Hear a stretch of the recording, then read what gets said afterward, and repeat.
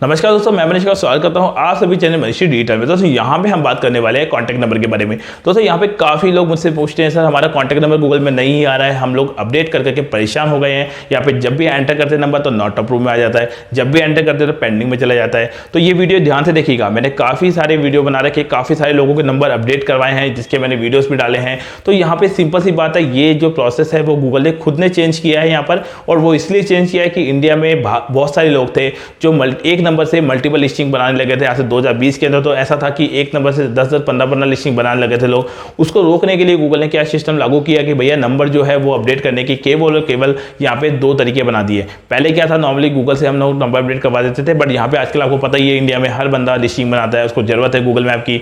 और ऐसे केसेस में बंदा गूगल मैप बना रहा है तो उसकी लोकेशन अगर नहीं है, वो घर से भी काम कर रहा है तो भी गूगल मैप बनाएगा। ऐसे केसेस में गूगल क्या कर रहा था, ये रोकने के लिए कि भैया इस बंदे ने मल्टीपल गूगल मैप बना रखे, इस बंदे ने 10 गूगल मैप बना रखे, इस बंदे ने इसी नंबर को यूज में लेगा या दूसरा नंबर खरीद के गूगल मैप बना लिए।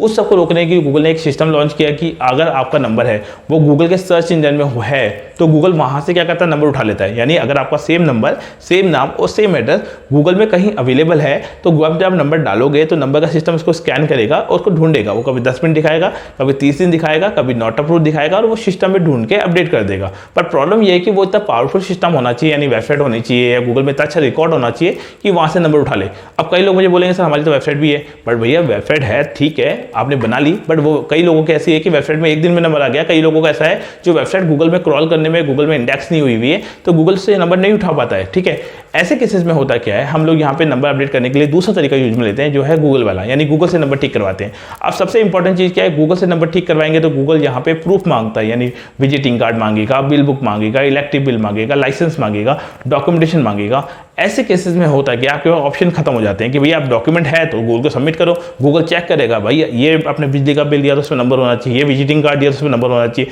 ये शॉप की फोटो दी तो उसमें नंबर होना चाहिए, बिल बुक दिया तो उसमें नंबर होना चाहिए, मतलब सभी डॉक्यूमेंट में नंबर होना चाहिए। अब सोचिए अगर आपके पास डॉक्यूमेंट ही नहीं है तो क्या करेंगे आप।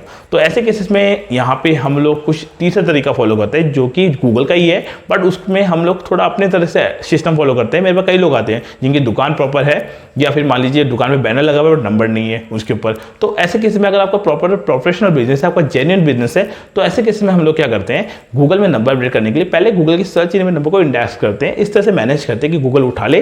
दूसरा हम लोग यहाँ पे क्या करते हैं, जो डॉक्यूमेंटेशन गूगल को नीड होती है वो बनाते हैं, गूगल को सबमिट करते हैं, इससे आपका नंबर जो है वो अपडेट हो जाता है। तो आपको इस तरह से गूगल का जो एल्गोरिथम है उसको फॉलो करके आपका नंबर है वो अपडेट करवाते हैं। तो अगर आपको यहाँ पे नंबर अपडेट करवाना है तो मुझे दिए नंबर कॉन्टैक्ट कर सकते हैं, हम यहाँ पे गूगल की गाइडलाइन को फॉलो करके आपका नंबर है वो अपडेट करवाते हैं दोस्तों।